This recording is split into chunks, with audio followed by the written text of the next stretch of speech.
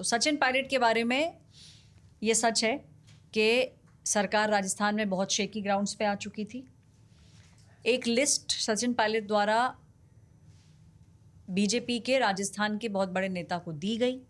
वो बड़े नेता वो लिस्ट लेके प्राइम मिनिस्टर मोदी के पास गए, लिस्ट दिखाई।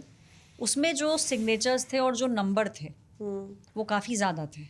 तो सबको ऐसा लग रहा था बीजेपी के अंदर कि हमारे पास तो लिस्ट आ गई है, ये तो सामने से ही आई है, सबके सिग्नेचर थे कि ये हमारे पास आए तो सरकार बन जाएगी, तो रिपीट ऑफ मध्य प्रदेश हो जाएगा। अब ये जो लिस्ट का चक्कर हुआ और 24 घंटे में जो चीजें पलट गईं, उससे फिर बीजेपी ने सचिन पायलट से अपना मुंह मोड़ लिया। कि वो मार्च में मध्य प्रदेश में सरकार बनी थी बीजेपी की, और ये बात जुलाई की है।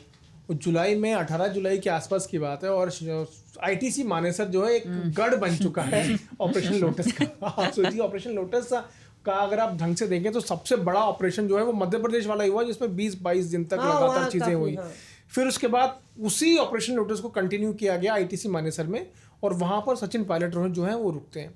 सबसे पहले ये था कि भाई 18-20 साथ में, फिर वो कम हो गए 18-20 से 11 हो गए, और आखिरी में जब तक सचिन पायलट निकले वहां से, तब सिर्फ 2 जो है समर्थक सचिन पायलट के पास बचे थे। यही कारण था कि बीजेपी को जो पहले क्लेम किया गया सचिन पायलट से, वो क्लेम जो है बाद में बस्ट हो गया। वो क्लेम पे अपने टिके नहीं रहे। तीसरी बात, बीजेपी के पास उतने नंबर नहीं थे कि वो खुद से सरकार बना पाए, और जो बाकी जो जरूरत चीजें हैं उनको आगे कर पाए।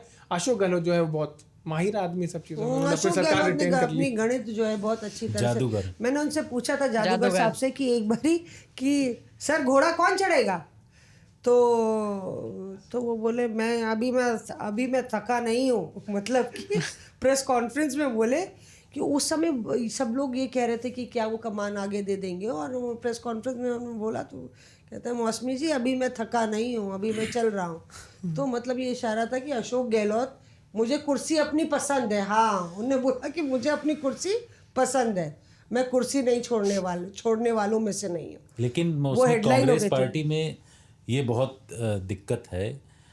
वहाँ पर हमने सुना है कहीं कोई सीनियर जर्नलिस्ट ही बात कर रहे थे, कुछ नेता भी बात कर रहे थे, उनके यहाँ चलता है मटन मेन्यू, तेल पानी, ये सब कई जगहों पर, अखबारों में भी कुछ जगहों पर आया है कि 1-2 नेता तो ऐसे हैं कि सीनियर नेताओं को बढ़िया अच्छी क्वालिटी का मटन बना के देते हैं, तो वो उनको पसंद है, क्वालिटी वो नहीं। जबकि इससे उलट जो था, चर्चा ये चल रही थी कि जब भी विपक्ष में बीजेपी रही है तो उन्होंने उस दौरान भी अपने जो युवा नेता रहे हैं उनको आगे बढ़ाया।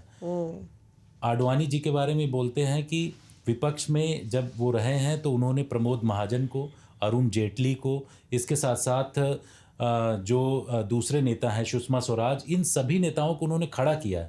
रविशंकर प्रसाद को पूरा मौका मिला इन लोगों को।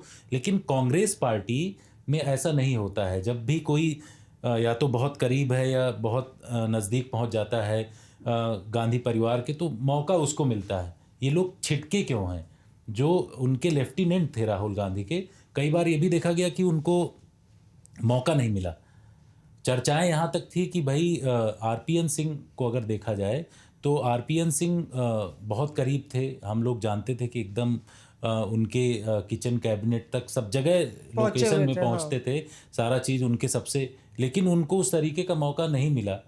तो उन्होंने अपनी जगह यहाँ पर तलाशी, हालांकि यहाँ भी बहुत अच्छी उनकी स्थिति नहीं। कांग्रेस पार्टी में जो भी बड़े नेता रहे हैं, अभी इस वक्त विपक्ष में हैं, उस दौरान अगर उनको मौका मिलता, बड़े स्तर पर वो लोग प्रमोट किए जाते, विपक्ष में अपना मुद्दा रखते। शशि थरूर की बात आप देखिए, शशि थरूर की स्थिति वही है। इससे पहले 2019 में जब नेता विपक्ष लोकसभा में चुना जाना था तो शशि थरूर को लग रहा था कि उनको बनाया जाएगा, लेकिन वहाँ पर नाम किसी दूसरे का आ गया। ये कहा गया शशि थरूर, उसके लिए हमने ये भी पढ़ा है कि शशि थरूर उसके लिए अहमद पटेल के पास भी गए थे और उन्होंने बातचीत किया, कहा कि भाई हमें मौका मिलना चाहिए, हम सबसे अच्छा बोलते हैं, सबसे अच्छा हमारा प्रेजेंटेशन है और सेकुलर मुद्दे हम रखते हैं, लेकिन हमें क्यों मौका नहीं मिल रहा? उनको नहीं मिला।